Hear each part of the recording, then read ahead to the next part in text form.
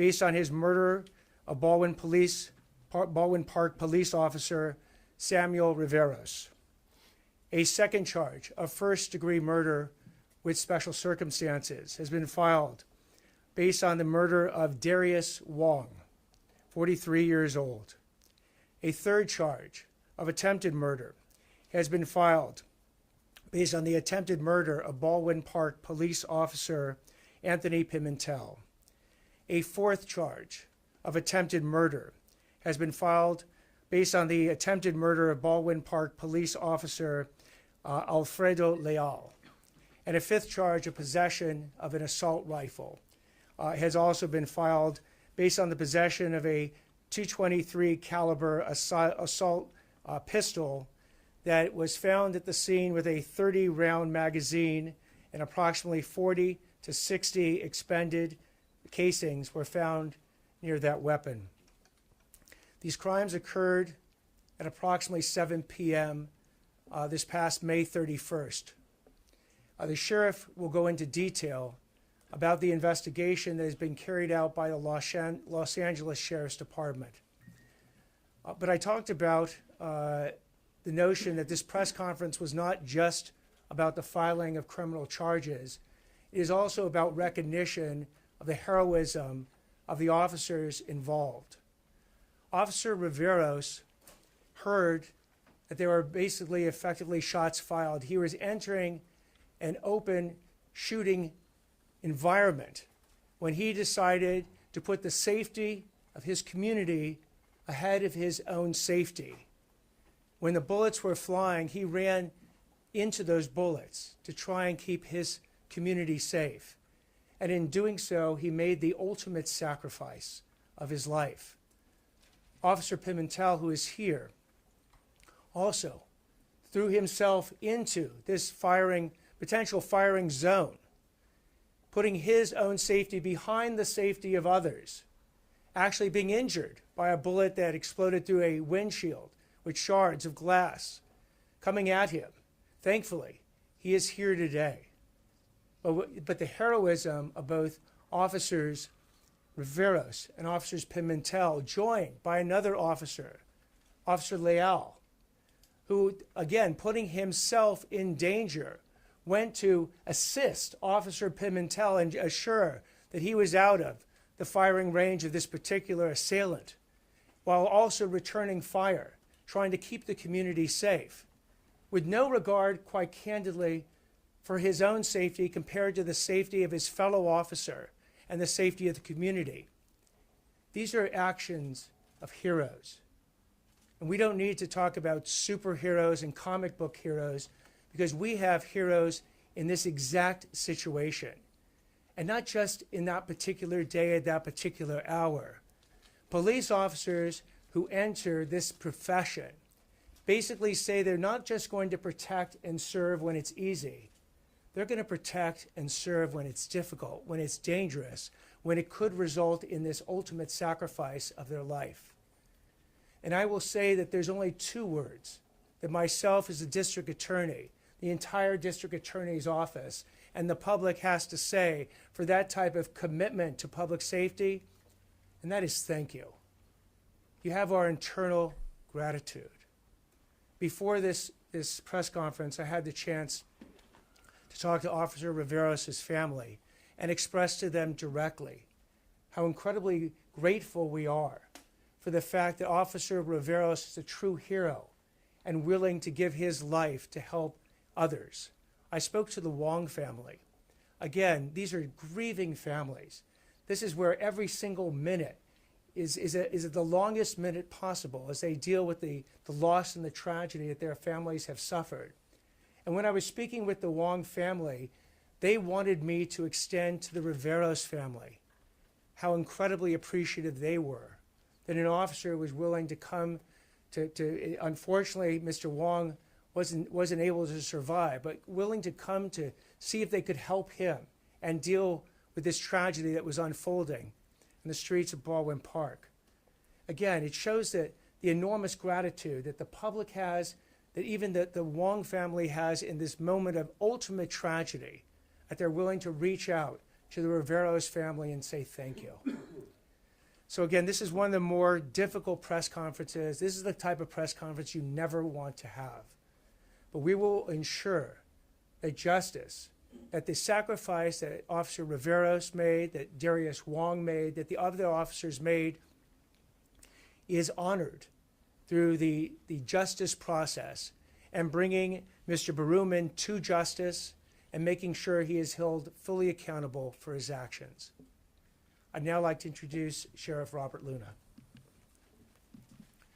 Good afternoon, everybody, and thank you for being here to cover this very important but tragic story. I just wanted to start off, Mr. District Attorney Hochman, by thanking you. I don't know if you caught on. Obviously, he's very passionate. Who wouldn't be, right? He literally himself chose to call the victims' families. That says a lot about your character. And on behalf of our department, and I'm going to say the residents of LA County, thank you for taking the time to do that.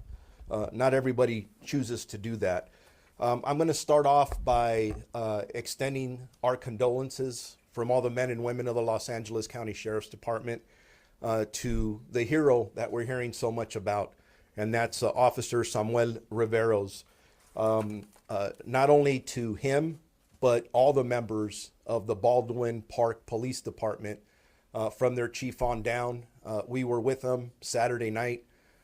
Your people are extraordinary, and it's amazing to watch their professionalism, even in their most difficult time. So thank you for representing all of our professions so well. I'm very happy to see Officer Anthony Pimentel here today. And in my notes, it says, wish you a speedy recovery, but the fact you're here with us, thank God. So it's good to see you. The last time I saw him was Saturday night, and he wasn't looking this good. The trauma that he, not only the physical injuries that he suffered, but think about the mental trauma of what he witnessed. None of us get over that right away. I also want to extend our deepest sympathies to the family and friends of 43-year-old Mr. Darius Wong. The DA talked about him. He was senselessly murdered that night, we believe, by the suspect that the DA is going to be talking about. Not forgotten, he was a husband. He was a father with 2 young daughters. So this loss is devastating to their family and all of us. So we can't not talk about him. What I'm going to do is I'm going to take a couple of steps here and talk about what we believe happened at this time. Please keep in mind that I'm giving you the facts as we know them now. And I say facts, that's going to change. The investigation is still ongoing. We have our homicide detectives that are currently still working on the case. As a matter of fact, I wanted the detectives here with us, but they're out working the case. So a lot of the details, for example, about the weapons, they are being forensically analyzed. So that hopefully will be ready by the time we get to court. That's what we expect. But I won't be able to answer that here today just because a lot of detail. And when we give information, the standard is we have to be 100% correct. So excuse me if I can't answer specific questions. So I'm going to go back to Saturday on May 31st at approximately 7:12 p.m. The Baldwin Police Department received a report of a man armed with a rifle shooting on the 4200 block of Phil Hurst Avenue in the city of Baldwin Park. The call was updated as they were arriving, stating that a person was lying on the sidewalk unresponsive. That ultimately, unfortunately, was Mr. Wong. As officers Anthony Pimentel and Alfredo Leo arrived on scene first, and they were in separate cars, they were immediately fired upon by this suspect who had a rifle. An officer-involved shooting occurred at that time, and Officer Pimentel was injured as a result of the suspect's gunfire. Officer Samuel Riveros arrived shortly after, and he was tragically struck by the suspect's gunfire. And unfortunately, that ended up being a fatal gunshot. Additional officers arrived on scene, located the suspect, and engaged the suspect in a second officer-involved shooting. They also discovered Mr. Darius Wong lying on the sidewalk suffering from gunshot wounds. The suspect, 22-year-old Eduardo Roberto Medina Berumen, sustained gunshot wounds and was transported to a local hospital for medical treatment. The suspect remains hospitalized at this time in stable condition at a local hospital. I do want to throw something out here. When I describe this very chaotic scene, shots being fired, you can only imagine the chaos there. I really want to give kudos to the Air Support Bureau from the LA County Sheriff's Department who came in to assist the ground units.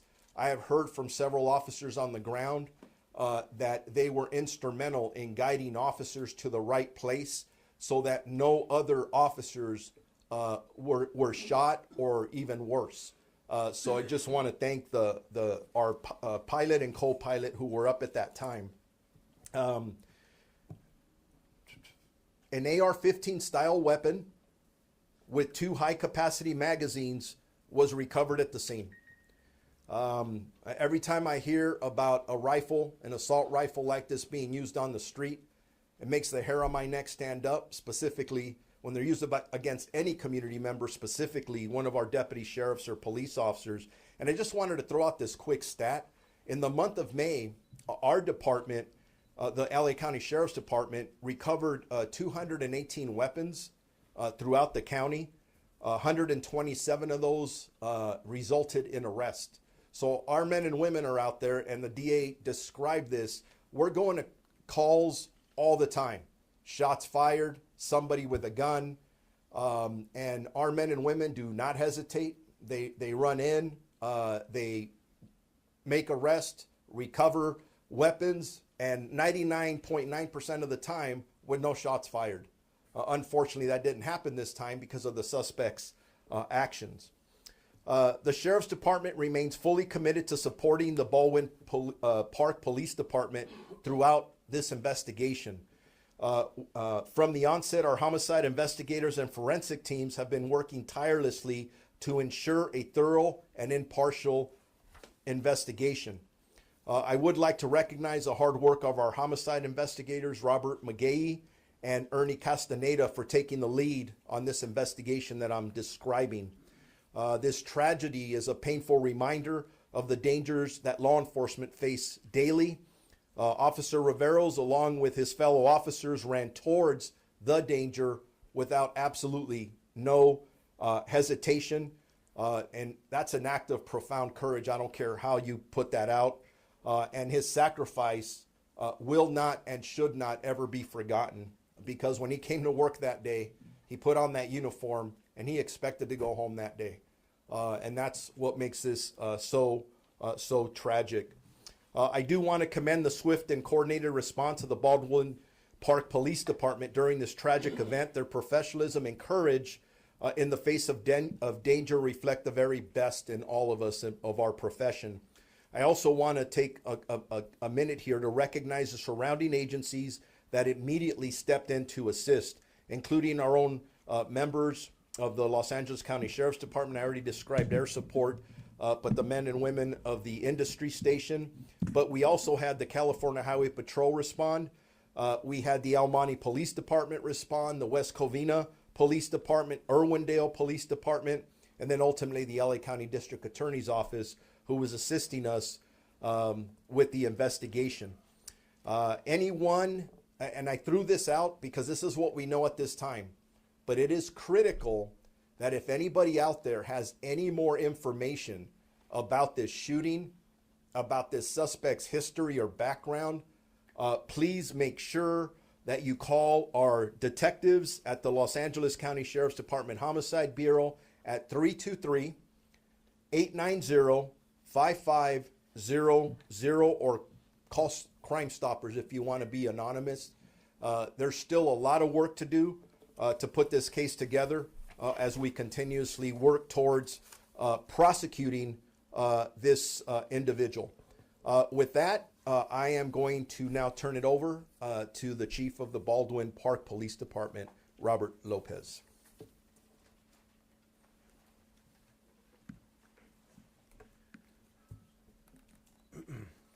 As you can imagine, this is extremely difficult for me to be here in front of you to discuss Sam Riveros. Sam was a dedicated officer who represented our department with dignity and honor. In the face of danger, Sam selflessly put the safety of others before his own and gave his life doing so. He was a part of our family, and it's hard to express what a tremendous loss this is for our department and Baldwin Park. We will never forget Sam. We are leaning on each other each day in our shared grief as we move forward. And that includes the folks from the city of Baldwin Park. An amazing outpouring of support and love for us at this time of need. So I want to thank them as well. And also take the time to thank the Sheriff's Department and the DA's office for the amazing support that they've given us throughout the days that we've been dealing with this. And for me, there's not enough words to thank everyone that's been there for us. So thank you. Thank you. So Chief, know that the DA's office, the Los Angeles County Sheriff's Department, all of law enforcement, and the public are there for you and your officers and everyone in Baldwin Park as you go through this tragedy. And again, Officer Riveros, his ultimate sacrifice will not have been in vain. We will ensure that justice and accountability flow from that sacrifice and make sure that that occurs not just in this case, but in all cases. I also like to thank the two deputy district attorneys who will be in charge of this case have also joined us up here. It's Michael Michelena and David Avesian. So thank you again for your efforts in this case.